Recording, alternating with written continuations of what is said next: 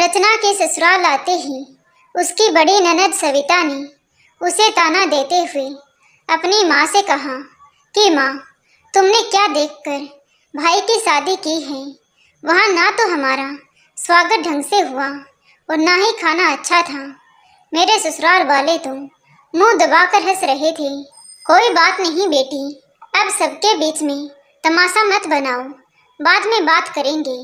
रचना की सास विमला जी ने धीरे से अपनी बेटी से कहा तो सविता बोली, क्या बात कर रही हो माँ, मेरे ससुराल वाले तो हम पर ही हंसेंगे ना। सविता ने तुनक कर जवाब दिया। तभी रचना का छोटा देवर मुकेश बोला, अरे दीदी, मम्मी को समझाने से कोई फायदा नहीं है। ये सब तो भाई और पापा का किया धरा है। मैंने तो मना भी किया था, किंतु पापा बोले शादी यही होगी और पापा की बात का भैया ने भी विरोध नहीं किया और अब परिणाम सामने आ ही गया है। अपनी ननद और देवर की बात सुनकर रचना दुखी हो गई। उसकी आंखों में आंसू आ गए। उसको याद आया कि जब उसके पापा ने रोहित के पापा से बात की थी तो उन्होंने यही कहा था कि आप जितना खुशी से कर देंगे हमें मंजूर होगा। फिर आज ये सब लोग ऐसी बातें क्यों कर रहे हैं। रचना ये सोच ही रही थी कि तभी उसके पति रोहित की आवाज़ आई, अरे सविता, अपनी भाभी को कुछ खाने को पूछा कि नहीं। देख रही हो माँ, भैया को भाभी की इतनी चिंता होने लगी। अरे अभी तो मैंने भी कुछ नहीं खाया है। कल वहाँ का खाना तो इतना खराब था कि एक निवाला भी गले से नहीं उतरा। मेरे पति तो नाराज ही हो गए थे। सविता, ऐसे क्यों बोल रही हो? वैसे तो तुम कहती हो कि चटपटा खाने से तुम्हारे पति का पेट खराब हो जाता है। रोहित ने हंसकर कहा तो सविता मुंह बनाते हुए बोली, देखा मम्मी, भाभी के घर में कदम रखते ही अभी से भैया के सुर बदल गए हैं। रोहित समझ गया था कि सविता और मुकेश की बातें मम्मी पर असर कर चुकी हैं। उसने गहनों में सजी घूंघट में छिपी अपनी पत्नी रचना की ओर देखा और चुपचाप बाहर चला गया। घूंघट के अंदर आंसू बहाती हुई रचना को अपने पति रोहित की बातें सुनकर तसल्ली हुई कि कोई तो है यहाँ उसकी फिक्र करने वाला। थोड़ी देर बाद रोहित की बुआ की बेटी सीमा रचना के पास आई और उसके हाथ में चाय और बिस्किट देते हुए बोली, लो भाभी, भैया ने भिजवाए हैं। बोल रहे थे कि अभी खाना बनने में समय लगेगा, तब तक यही खा लो। दीदी, मुझे भूख नहीं है, रचना ने दुखी मन से कहा। तो सीमा बोली, भाभी, भैया ने बहुत प्यार से भिजवाए हैं। मैं जानती हूँ आपको मामी जी और सविता दीदी की बातों का बुरा लग गया है। भाभी, इनकी बात पर ध्यान मत दो, ये तो ऐसे ही हैं। पता है, एक बार मम्मी को भी बहुत भला बुरा कह दिया था मामी ने, तब से वो भी यहाँ नहीं आती है। शादी में भी मुझे ही भेज दिया है। सीमा की बात सुनकर रचना बोली, पर दीदी, मेरे पापा ने तो अपनी हैसियत के हिसाब से सब अच्छा ही किया था। क्या खाना वाकई बुरा था? नहीं भाभी, खाना तो बहुत अच्छा था, पर जिसकी आदत होती है वो तो कुछ ना कुछ कमी निकाल ही देता है। अभी आप ये खा लीजिए और फिर कोई कुछ भी कहे, मामा जी और भैया तो कुछ नहीं कह रहे हैं ना। दीदी, मुझे आज डर लग रहा है, बस यही लगता है कोई कुछ कह ना दे। रचना झिझकते हुए बोली। तो सीमा ने कहा, अरे भाभी, परेशान मत हो, अभी मैं 2-3 दिन यहीं रहूंगी। किसी दिन मम्मी आपको देखने के लिए आएगी, तब मुझे लेकर जाएगी। तब तक आपको किसी चीज़ की ज़रूरत हो तो मुझे बता देना। वो दोनों बातें कर ही रही थी कि तभी विमला जी वहाँ आ गई और अपनी भांजी सीमा से बोली, सीमा, भाभी के साथ बातें करती रहोगी या फिर कुछ काम भी करोगी? बाहर जाकर देखो, खाना शुरू हो गया है, खाने के लिए कोई छूट ना जाए। मामी जी, भाभी ने भी तो कल से कुछ नहीं खाया है, उनके लिए भी खाना लगवा दो, सीमा ने कहा। तो विमला जी आंखें फाड़कर बोली, तुम्हारी भाभी इस घर की बहू है, जब तक बड़े नहीं खा लेते तो वो कैसे खा लेगी? ससुराल के कुछ तौर तरीके भी होते हैं तुम जाकर अपना काम करो। जी मामी जी। सीमा ने बहस करना उचित नहीं समझा और चुपचाप कमरे से बाहर चली गई। सीमा के जाते ही विमला जी अपनी बहू रचना के पास आई और धीरे से बोली, बहू तुम अभी नई नई आई हो तो कौन कैसा है तुम्हें नहीं पता, इसलिए थोड़ा सावधान रहना। सब तुम्हें मेरे और इस घर के खिलाफ भड़काने की कोशिश करेंगे। तुम इनकी बातों पर ध्यान मत देना। रचना कुछ नहीं बोली, पर जब से आई थी सबकी सुन ही रही थी। रात हुई। रचना को सोने के लिए एक चारपाई दे दी गई। पिछली 2 रातों से जगी रचना को चारपाई पर लेटते ही कब नींद आ गई पता ही नहीं चला। अगली सुबह 5 बजे ही सासू माँ ने उठा दिया। बहू ये तुम्हारा ससुराल है, जल्दी उठना सीख लो। आज उठा दिया है, आगे से याद रखना घर में सबके उठने से पहले ही झाड़ू पोछा हो जाना चाहिए। विमला जी ने रोब झाड़ते हुए कहा तो रचना डरते हुए बोली, जी मम्मी जी कल से मैं जल्दी उठ जाऊंगी। कहने को तो ये रचना का अपना घर था, लेकिन फिर भी न जाने क्यों उसे हर समय डर लगता रहता था। थोड़ी देर में उजाला हो गया और रचना भी नहा धोकर तैयार हो गई।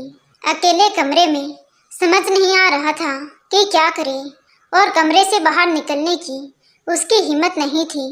तभी उसकी ननद सविता कमरे में आई और रचना को गौर से देखते हुए बोली, भाभी तैयार हो गई कि नहीं? जी दीदी तैयार हूँ। रचना हल्की सी मुस्कुराहट के साथ बोली तो सविता ने कहा कि यही साड़ी है आपके पास या कोई दूसरी भी है? लगता है सारे काम बस सस्ते में ही मिटा दिए हैं। अरे नहीं दीदी, मेरे पास और भी साड़ियाँ हैं, आप जो कहेंगी मैं वही पहन लूँगी। रचना ने प्यार से कहते हुए अपना सूटकेस खोल दिया तो सविता ने एक सरसरी निगाह सूटकेस पर डाली और बोली, ठीक है यही पहने रहूं। और सुनो, आज आपकी पहली रसोई है। थोड़ी देर बाद रसोई में आकर खीर बना लेना, बाकी खाना घर की औरतों ने बना दिया है। इतना कहकर सविता वहाँ से चली गई। उसके जाते ही रचना की धड़कन तेज हो गई। खीर बनानी है, बना लूँगी। पापा हमेशा बोलते थे रचना खीर बहुत अच्छी बनाती है और पापा को याद कर रचना रो पड़ी। पापा को मेरे ना रहने से कितनी परेशानी हो रही होगी। अब घर के और बाहर के सारे काम उन्हें ही करने पड़ेंगे।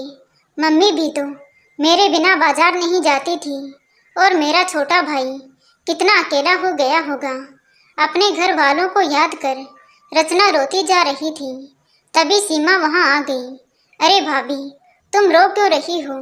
घर की याद आ रही है क्या? समझ सकती हूँ, आप चिंता मत करो। मैं हूँ ना आपकी छोटी बहन, आपकी सहेली। दीदी मुझे रसोई का नहीं पता कहाँ पर है, कमरे से बाहर निकलने में डर लग रहा है, रचना ने कहा तो सीमा बोली, अरे भाभी इतना क्यों डरना, चलो मैं ले चलती हूँ। रचना सीमा के साथ रसोई तक पहुँच गई और जाकर खीर बनाई। सबको खाने के साथ खीर भी परोसी गई। सबने खीर खाई और खूब तारीफ की। रचना के ससुर महेश जी ने खीर खाकर अपनी प्यारी बहू को सोने की अंगूठी दी तो रचना की ननद सविता की नज़र उस अंगूठी पर थी। उसने अपनी माँ विमला जी से कहा, माँ भाभी ने हमें तो कुछ नहीं दिया। अरे मांग लो अपनी भाभी से जो कुछ भी चाहिए, मना थोड़ी ना करेगी, आखिर इकलौती ननद हो तुम। विमला जी ने कहा तो रचना का छोटा देवर मुकेश बोला, मम्मी मुझे भी कुछ नहीं मिला। आज सुबह ही मेरे दोस्त पूछ रहे थे कि भाई के ससुराल से तुझे क्या मिला है। अरे देखो यही सही समय है, जो चाहिए ले लो, फिर क्या जाने आगे मिले या ना मिले। विमला जी बोली। तब तक महेश जी भी आ गए और बोले, सविता तुम्हारे लिए मैंने अलग से सोने की अंगूठी बनवाई है, भाभी से कुछ भी लेने की ज़रूरत नहीं है। और मुकेश तुम अपने दोस्तों से ज़्यादा अपनी पढ़ाई पर ध्यान दो, समझे? घर में अब तुम्हारी भाभी आ गई है, इससे बड़ा तोहफा और क्या चाहिए तुम्हें। कमरे में सन्नाटा छा गया और किसी की हिम्मत ना हुई कि आगे कुछ बोलते। महेश जी कमरे से बाहर चले गए। महेश जी के जाते ही सविता ने रोना शुरू कर दिया। मम्मी, भाभी के आते ही पापा इतने बदल जाएंगे, ये तो हमने सोचा भी नहीं था। देखा, अभी भाभी को आए 2 दिन भी नहीं हुए हैं और पापा ने उनके आगे हमारी इतनी बेइज्जती कर दी। सविता बोलते जा रही थी, तभी उसका छोटा भाई मुकेश भी बोला, अरे मुझे तो पहले ही पता था कि भाभी के आने के बाद पापा जी ऐसे ही पलटी मारेंगे। और वैसे भी सबको पता है कि पापा को शुरू से ही भैया ही ज़्यादा पसंद रहे हैं। इन सब की बातें सुनकर रचना को लगा कि उसका सिर फट जाएगा। उसने अपने हाथ की 2 अंगूठियों में से एक निकाली और सविता की ओर बढ़ा दी। दीदी, मेरी तरफ से ये अंगूठी आपके लिए है, आप ले लो। नहीं चाहिए मुझे ये अंगूठी, आपके ससुर जी को बुरा लग जाएगा। दीदी ऐसा मत बोलिए, वो पहले आपके पापा हैं, फिर मेरे ससुर हैं। यहाँ की हर चीज़ पर पहले आपका हक है। रहने दो भाभी, मुझे मत समझाओ। इतना कहकर सविता पैर पटकती हुई वहाँ से चली गई और रचना डरी सहमी सी अपने देवर मुकेश से बोली, देवर जी, आपके लिए मेरे पापा ने घड़ी मंगवाई है, पर आप मुझे अभी तक मिले ही नहीं, इसलिए नहीं दे पाई। चलिए मैं आपको दे देती हूँ। रहने दो भाभी, अब मुझे कुछ नहीं चाहिए, सब कुछ अपनी कमाई से ही खरीदूंगा। मुकेश के तेवर देखकर रचना आगे एक शब्द भी नहीं बोल सकी।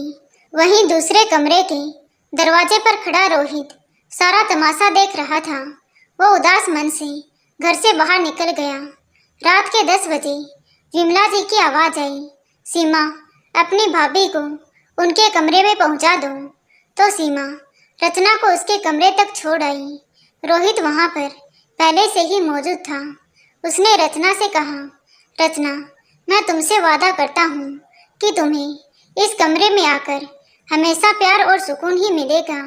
आज से मेरी पूरी जिंदगी पर तुम्हारा हक है। तो रचना धीरे से मुस्कुरा दी। रोहित ने रचना का हाथ अपने हाथ में लिया और बोला, रचना, हमेशा यूं ही मुस्कुराते रहना। मैं जानता हूँ कि तुमने कल से आज तक बहुत कुछ सुना है, हो सकता है आगे भी सुनना पड़े, पर मैं हमेशा तुम्हारे साथ हूँ। मम्मी और सविता दीदी गुस्से से तेज हैं, उन्हें गुस्से को काबू करना नहीं आता है और वो वही देखती हैं जो वो देखना चाहती हैं। पर तुम घबराना नहीं, अब ये घर मेरे साथ साथ तुम्हारा भी है और तुम्हारी जिम्मेदारी है। मुकेश अभी नादान है और सही गलत या फिर रिश्तों की अहमियत उसे अभी कुछ नहीं पता है। इस घर में जो लोग भी गलत हैं उनको तुम्हें सही बनाना है और वो भी प्यार से। जी, मैं आपकी हर बात से सहमत हूँ, रचना ने कहा। तो रोहित बोला, बस रचना, मुझे तुम्हारे जैसे जीवन साथी की तलाश थी। इतना कहकर रोहित ने रचना के हाथ को चूम लिया। अगली सुबह रचना 5 बजे सोकर उठ गई। शादी वाला घर था, पूरा घर फैला हुआ था। उसको समझ नहीं आ रहा था कि काम कहाँ से शुरू करें।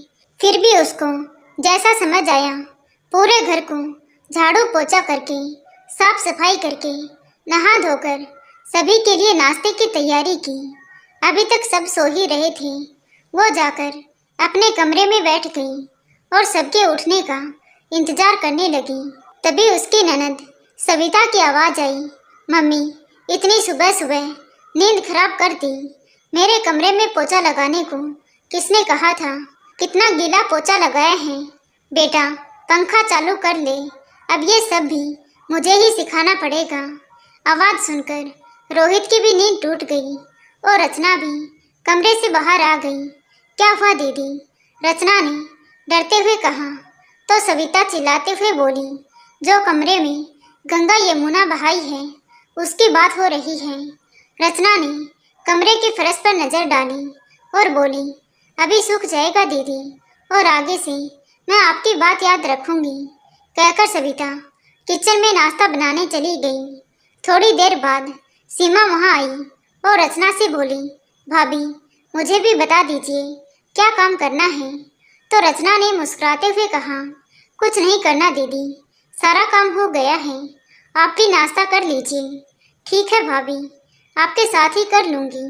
अभी आप भैया को नाश्ता दे दीजिए और बर्तन मैं साफ कर दूँगी।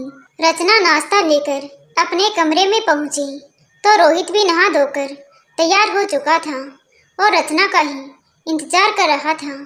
रचना ने नाश्ता लाकर टेबल पर रख दिया तो रोहित बोला, तुम भी आओ ना, साथ में बैठकर नाश्ता करते हैं।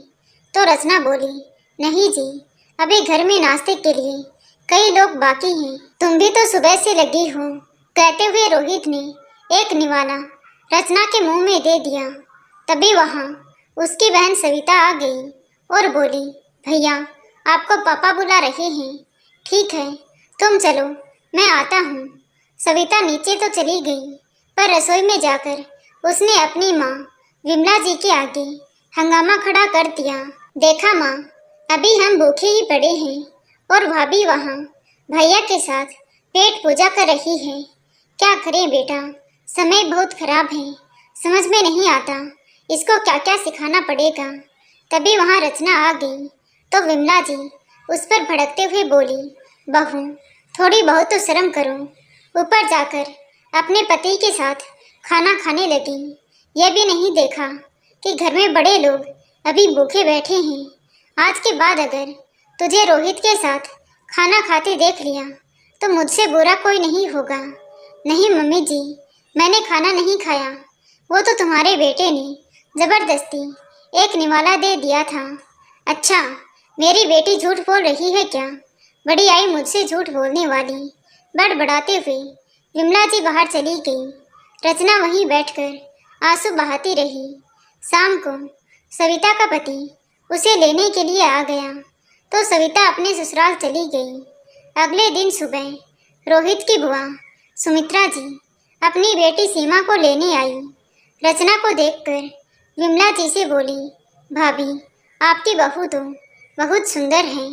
तो विमला जी बोली, अरे पसंद भी तो तुम्हारे भाई की है, पर अभी काम की समझ नहीं है, मुझे ही सब कुछ सिखाना पड़ेगा।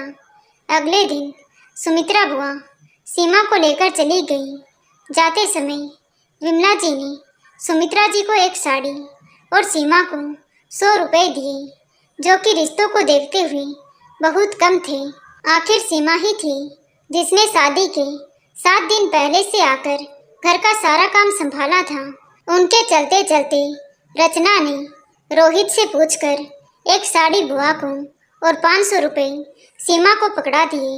ये सब विमला जी को बिल्कुल अच्छा नहीं लगा। सुमित्रा जी के जाते ही विमला जी ने घर में तांडव मचा दिया और रचना से कहने लगी, इतनी बड़ी हो गई है, अभी घर में ढंग से पैर रखा नहीं और अभी से मालकिन बनकर बैठ गई है। अभी 2 दिन नहीं हुए आए हुए और बुआ पर इतना प्यार आ गया है। तभी वहाँ रचना के ससुर महेश जी आ गए और बोले, विमला तुम किसी भी बात का जब तक तिल का पहाड़ ना बना दो तब तक तुम्हें चैन नहीं आता। जाओ बहू, तुमने जो किया है ठीक किया है। मैं तो तुम्हारी सास के स्वभाव के कारण अपनी बहन के लिए कुछ भी नहीं कर पाया, पर आज तुमने मेरी लाज रख ली। तुमने बहुत अच्छा किया बहू। जाओ अपने कमरे में जाओ, आराम करो। रचना अपने कमरे में चली गई। रचना सुबह जल्दी उठकर घर का काम करती, नाश्ता बनाती। एक बहू की जो जिम्मेदारियां थी वो सब बखूबी निभा रही थी, लेकिन रचना के हर काम में कमी निकालना विमला जी की आदत हो गई थी। थोड़े दिन बाद रचना के पापा अपनी बेटी को लेने आ गई। पूरे घर में सन्नाटा पसरा था। रचना अपने काम में लगी हुई थी और विमला जी पड़ोस में गई हुई थी। तभी रचना को आवाज़ लगाते हुए सुबोध जी घर के अंदर चले आए। अरे पापा, आप आ गई। रचना दौड़कर छोटे बच्चे की तरह अपने पापा से लिपट गई। कितना इंतजार किया आपका, आप लोगों की बहुत याद आ रही थी। हाँ बेटा, तुम्हारे आने के बाद हमारा भी मन नहीं लग रहा था। तुम्हारी मम्मी तो तुम्हारे आने का एक एक दिन गिन रही थी। बाकी सब लोग कहाँ हैं? मम्मी जी बगल में चाची जी के यहाँ गई हैं और पापा और ये ऑफिस गए हैं। रचना के पाँव जमीन पर नहीं पड़ रहे थे। उसके पापा उसके घर पहली बार आए थे। खातिरदारी में कोई कमी नहीं रहनी चाहिए। अभी चाय नाश्ता चल ही रहा था कि तभी विमला जी आ गई। समधी जी को सामने देखकर विमला जी के चेहरे पर कोई खास खुशी ना दिखाई दी। नमस्ते जी, कैसे हैं आप? रचना के पापा सुबोध जी ने कहा तो विमला जी बोली, ठीक है, आप कब आए? बस थोड़ी देर पहले ही आया था। बहन जी, शादी में कोई शिकायत तो नहीं रही? सुबोध जी ने विमला जी से पूछा तो विमला जी मुंह बनाते हुए बोली, अब भाई साहब ये बात ना करें तो ही अच्छा है। अब जो होना था सो हो गया, अब शिकायत करने से क्या फ़ायदा। ये सुनते ही सुबोध जी चुप हो गई तो विमला जी बोली, आप आराम कीजिए, ये लोग तो शाम को ही मिलेंगे। जब तक अपनी बेटी से भी पूछ लीजिए, उसे तो कोई दिक्कत नहीं है ना। तो सुबोध जी ने मुस्कुराते हुए कहा कि नहीं जी, जब तक आप लोगों के साथ हैं तो उसे क्या दिक्कत हो सकती है। विमला जी अनसुना करके अपने कमरे में चली गई। पापा जी, चलिए मेरे कमरे में चलिए, वहाँ आराम कर लीजिए। रचना सुबोध जी को अपने कमरे में ले गई। बेटा, कोई परेशानी है क्या? चिंतित सुबोध जी ने रचना से पूछा। नहीं पापा, कोई परेशानी नहीं है। मेरी सास का स्वभाव ऐसा ही है। आपने जो भी किया अच्छा किया। रचना ने सुबोध जी को परेशान देखकर उनसे अपना दुख छुपा लिया। शाम को रोहित और महेश जी के आने के बाद सुबोध जी ने सामान्य होते हुए कहा, भाई साहब कुछ कमी रह गई हो तो माफ़ करना। अरे नहीं, आपने सब कुछ बहुत अच्छा किया था। हमारा सौभाग्य है कि आपकी इतनी सुशील बेटी हमारे घर की बहू बनी। जी, ये तो इसका भाग्य है। कहते हुए सुबोध जी ने विमला जी की तरफ देखा तो वो मुंह बनाए खड़ी थी। भाई साहब, मैं रचना को लेने आया हूँ। अगर 10-15 दिनों के लिए भेज दोगे तो हमें खुशी होगी। अरे क्यों नहीं, आप रचना को ले जाएं, ये तो रिवाज है। अगले महीने की नवरात्रि में रोहित रचना को लेने आ जाएगा। तो विमला जी फटाक से बोल पड़ी, नवरात्रि के तो 20 दिन बाकी हैं। घर का काम कौन करेगा? मुझसे घर का काम नहीं होता। उसकी शादी हो चुकी है, उसे अपना घर पहले देखना है। ठीक है बहन जी, जैसा आप उचित समझें। रचना बेटा, जाओ तैयारी कर लो, कल सुबह जाना है। रचना अपने कमरे में आ गई। पीछे पीछे रोहित भी आ गया। उसने रचना से कहा, रचना, यहाँ जो भी मम्मी ने कहा अपने घर जाकर पापा से मत कहना, वो दुखी हो जाएंगे। जी नहीं कहूँगी, विश्वास कीजिए। अगले दिन रचना अपने मायके आ गई। मम्मी पापा ने ससुराल में क्या हुआ जानने की कोशिश की, पर रचना अपनी बातों से एहसास दिलाती रही कि सब ठीक है। 10 दिन रहकर रचना वापस ससुराल आ गई। दिन ऐसे ही बीतते गए। रचना की शादी को 4 साल हो गए और रचना एक बच्चे की माँ बन गई थी। लेकिन ससुराल में उसकी परेशानियां कम ना हुई। एक दिन अचानक महेश जी को हार्ट अटैक आ गया और वो इस दुनिया को छोड़कर चले गए। अब तो विमला जी के जुल्म और भी बढ़ गए थे। रोहित भी बस चुपचाप देखता रहता, पर माँ को कुछ जवाब नहीं देता था। वो भी उल्टा रचना को ही समझा बुझाकर चुप करा देता। अब रोहित के प्यार में भी वो बात ना रही। रचना भी किसी से कोई शिकायत नहीं करती थी। रचना का बेटा प्रशांत सारा दिन दादी के पास रहता। प्रशांत आखिर विमला जी के कुल का दीपक था, इसीलिए उसे सीने से लगाई घूमती रहती थी। असर ये हुआ कि प्रशांत भी दादी की जुबान बोलने लगा। शुरू में तो सब हंसी खुशी में चलता रहा, लेकिन धीरे धीरे प्रशांत बदतमीज हो गया। अपनी माँ के साथ बदतमीजी से बात करता और रोहित इसे दादी पोते का प्यार समझकर चुप रहता, और अगर कभी कुछ कहता भी तो विमला जी अपने पोते का पक्ष ले लेती। समय बीता। रचना के देवर मुकेश की शादी हुई तो मुकेश की पत्नी पूजा पहले दिन से ही अपनी जेठानी रचना की हालत देखकर सतर्क हो गई। वो रचना की बहुत इज्जत करती थी और विमला जी को तनिक भी भाव नहीं देती थी। विमला जी की अपनी छोटी बहू पूजा को कुछ कहने की हिम्मत ना होती और अपना सारा गुस्सा रचना पर उतार देती। बस इसी तरह दिन गुजरते रहे। अब प्रशांत जवान हो गया और उसकी नौकरी भी लग गई, तो रिश्ते आने शुरू हो गए और बहुत जल्दी ही प्रशांत के लिए लड़की भी पसंद आ गई। आज शादी का दिन था। घर रिश्तेदारों से भरा पड़ा था। रचना दौड़ दौड़ कर पूरे घर का काम निपटा रही थी। उसे देखकर लगता ही नहीं था कि आज उसके बेटे की बारात सजने वाली है। आज उसका बेटा दूल्हा बनने जा रहा है। शाम को बारात निकली। प्रशांत को दूल्हे के रूप में देखकर रचना की आंखों में आंसू आ गए। माँ बाप का ये सपना तो उसी दिन से आंखों में बस जाता है जिस दिन से उनका बेटा जन्म लेता है। रचना भी अपने लाल को देखकर खुश थी, पर प्रशांत अपनी सारी खुशी अपनी दादी के साथ साझा कर रहा था। अगले दिन सुबह प्रशांत अपनी दुल्हन ले आया। दरवाजे पर अपने बेटे की पत्नी महक को देखकर रचना को अपने दिन याद आ गई जिस दिन उसने बहू बनकर इस घर में कदम रखा था। तो विमला जी ने क्या व्यवहार किया था, ननद सविता ने उसे और उसके घर वालों को क्या क्या नहीं कहा था। अगर पापा और रोहित ना होते तो उसका क्या होता। यही सोच सोच कर रचना की आंखों में आंसू आ गए और कसम खा ली कि आज तक जो भी उसने सहा है वो कभी अपनी बहू को नहीं सहने देगी। दीदी क्या सोच रही हो, तुम्हारी बहू आई है, चलो आरती उतारो, रचना की देवरानी पूजा ने कहा। तो रचना आरती की थाली लेने आगे बढ़ी ही थी कि तभी विमला जी और सविता ने आरती की थाली उठाई और आगे बढ़ गई। आज तो मम्मी भी दादी सास बन गई है, तो आरती मम्मी ही उतारेगी, सविता ने कहा। तो उसकी छोटी भाभी पूजा ने सविता को पकड़कर पीछे खींचते हुए कहा कि नहीं दीदी, अब ये सब नहीं चलेगा। ये हक रचना दीदी का है और ये काम वही करेगी, और आप भी कोशिश करें कि हमारे घर के मामलों से दूर ही रहें और हमें ही निर्णय लेने दें कि हमें क्या करना है और क्या नहीं। पूजा सोच समझकर बोलो, सविता इस घर की बेटी है। विमला जी चिल्लाकर बोली, तो फिर मम्मी जी इन्हें भी ये बात याद रखनी होगी कि सविता दीदी इस घर की बेटी है, बहू नहीं जो हर बात पर टांग अड़ाने चली आती है।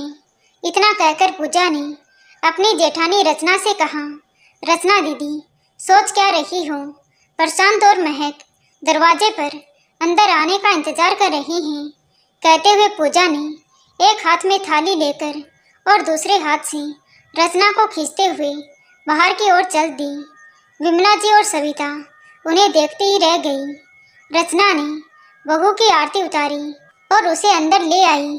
थोड़ी देर बाद रस्म पूरी होने के बाद रचना ने अपनी देवरानी पूजा से कहा कि पूजा बहू के कपड़े बदलवा कर उसके खाने का इंतजाम करो।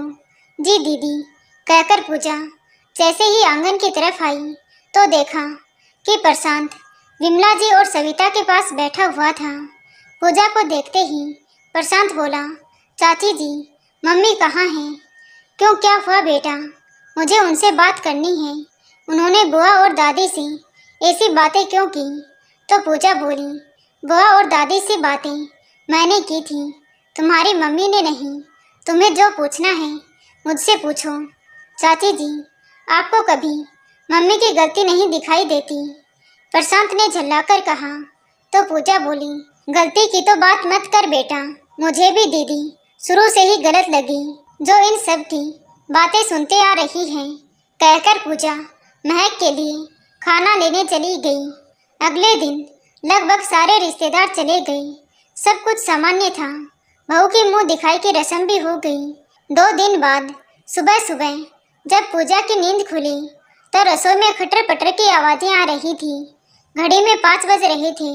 उठकर रसोई में गई तो देखा रचना काम में लगी हुई थी।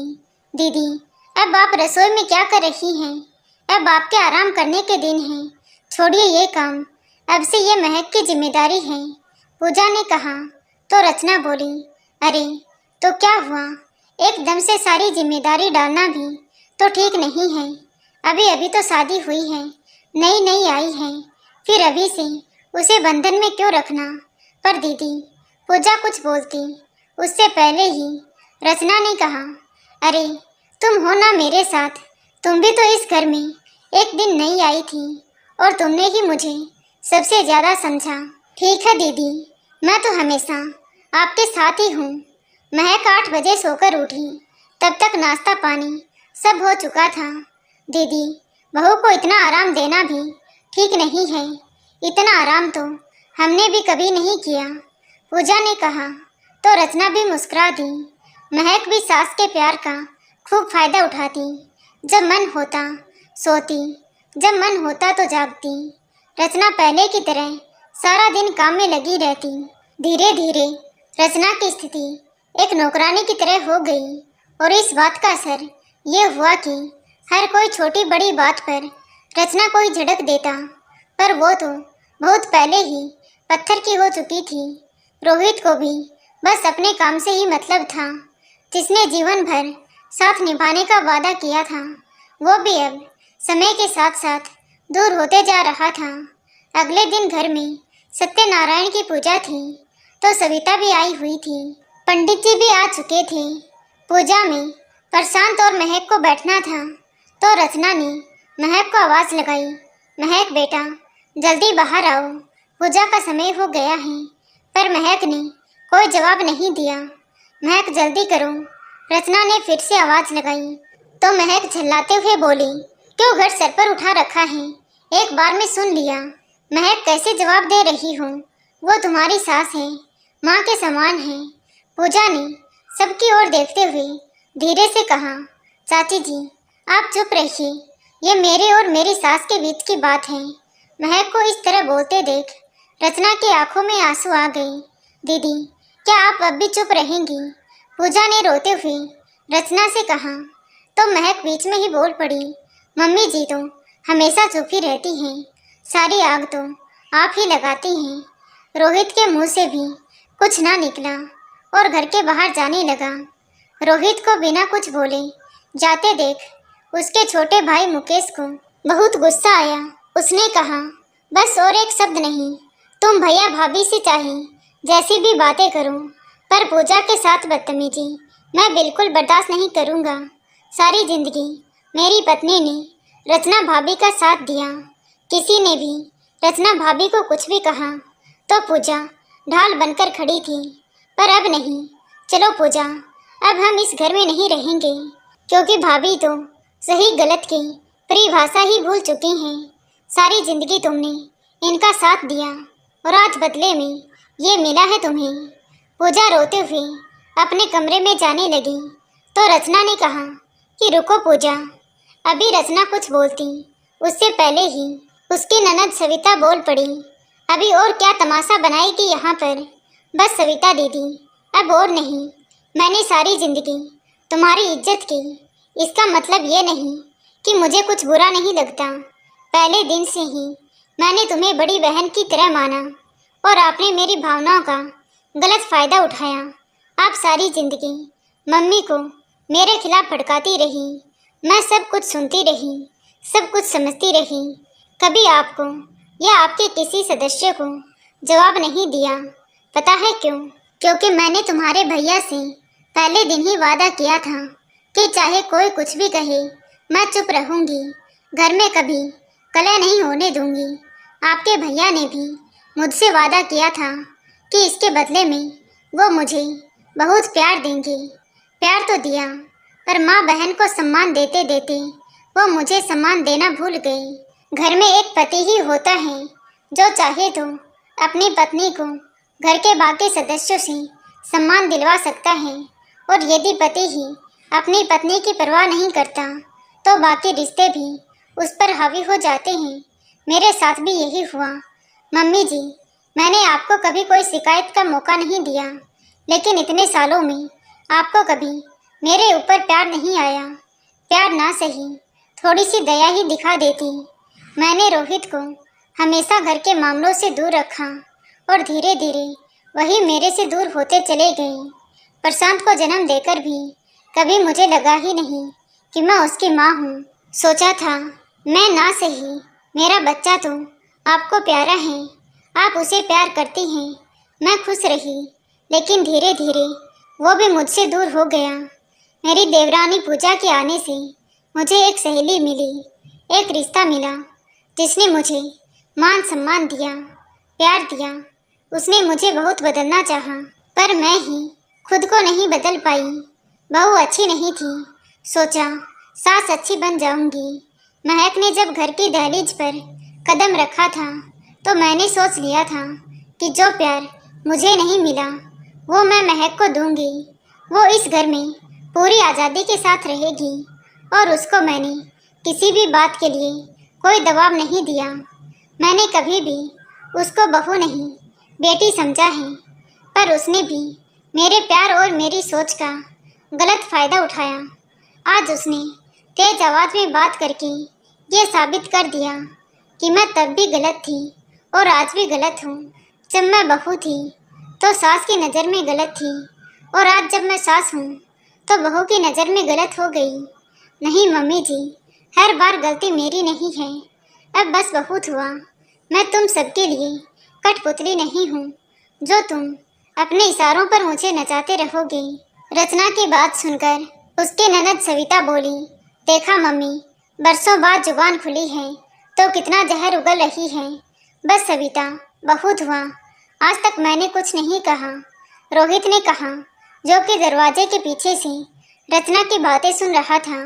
रचना, मुझे माफ़ कर दो, मैं तो अपना वादा भूल गया था, पर तुमने अपना वादा बखूबी निभाया। फिर रोहित ने अपने बेटे प्रशांत की ओर देखते हुए कहा, प्रशांत, आज भी पूजा में तुम दोनों नहीं बल्कि मैं और रचना बैठेंगे। तभी रचना पूजा का हाथ पकड़कर लाई और बोली, आओ पूजा, तुम दोनों भी हमारे साथ पूजा में बैठोगे। तुम्हारे बिना तो मैं कुछ भी नहीं हूँ। चलो बैठो यहीं पर। और मुकेश भी वही पूजा में आकर बैठ गया। तभी प्रशांत और महक को अपनी गलती का एहसास हुआ तो वो दोनों भी रचना से माफ़ी मांगकर पूजा में आकर बैठ गई। सविता और उसकी माँ विमला जी अपना सा मुँह लेकर देखती रह गई। दोस्तों, चुप रहना अच्छी बात है। लोग कहते हैं कि चुप रहकर बड़ी से बड़ी समस्या को ख़त्म किया जा सकता है। चुप रहकर घर को बिखरने से बचाया जा सकता है। लेकिन जब लोग आपके चुप रहने का ही फ़ायदा उठाने लगें तो चुप रहना भी मूर्खता है। तो दोस्तों, आपको ये कहानी कैसी लगी